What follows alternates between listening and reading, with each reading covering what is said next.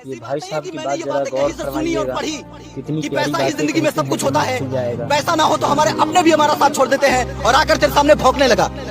नहीं मेरे भाई, मैंने अपने बोले हुए हर एक शब्द को जिया है अपनी जिंदगी में। पैसा जिंदगी में इतना ताकतवर होता है कि अगर ये किसी शख्स के पास ना हो तो दुनिया को, उसके खुद के घर वालों को उसकी अच्छाइयां दिखनी बंद हो जाती हैं। फिर वो पैसों के अलावा तमाम अच्छे काम कर ले, लोग उसे इस तरह इग्नोर करेंगे जैसे चाय में पड़ी हुई चाय पत्ती को लोग इग्नोर कर देते हैं।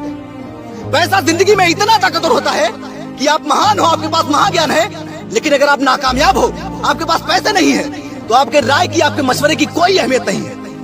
लेकिन अगर आपके पास पैसा है तो लोग आपकी झूठी बातों पर भी सिर हिलाएंगे।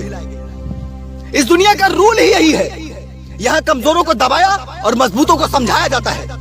और इस दुनिया में मजबूत वही है जिसके पास ढेर सारा पैसा है।